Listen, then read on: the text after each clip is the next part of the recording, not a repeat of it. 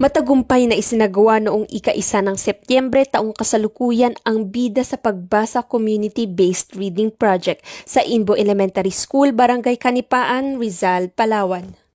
Pinangunahan ito ng mga tauhan ng Rizal Municipal Police Station sa pamumuno ni Police Staff Sergeant Felix A. Ponciano Jr. sa ilalim ng tuwirang superbisyon ni Police Captain Nolly S. Vergara.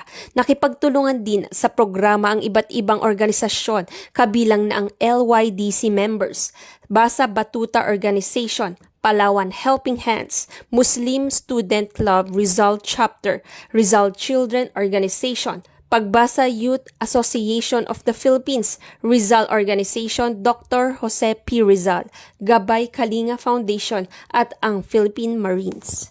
Kabilang sa mga isinagawang aktibidad ang pamamahagi ng school supplies, libreng gupit, feeding program at iba pang masayang palaro para sa mga kabataan.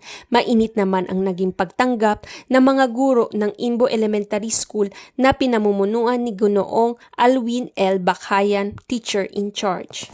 Ipinahayag ng Rizal Municipal Police Station at mga katuwang ng organisasyon ang kanilang pasasalamat sa lahat ng mga sponsor na tumulong upang maging matagumpay ang proyekto. Natapos ang programa na may positibong resulta, nagbigay saya at nag-iwan ng inspirasyon sa mga kabataan at kanilang pamilya. Ang matagumpay na pagpapatupad ng Bida sa Pagbasa Community-Based Reading Project ay patunay na masinop ang pagsasabuhay ng 7-point agenda ni Acting Chief PNP, Police Lieutenant General Jose Melencio C. Nartates Jr., particular sa pagpapatibay ng ugnayan sa komunidad, pagsusulong ng edukasyon at kabataan, at pagpapalakas ng kooperasyon sa pagitan ng Philippine National Police at iba't ibang sektor ng lipunan. Sa pamamagitan ng mga proyektong tulad nito, higit na nagpapatunay na ang kapulisan ay hindi lamang tagapagpatupad ng batas kundi katuwang din sa pagbibigay ng kaalaman, kalinga at serbisyong makatao. Nagbunga ito ng mas matatag na tiwala at suporta mula sa mamamayan na siyang pundasyon ng isang ligtas at maunlad na pamayanan.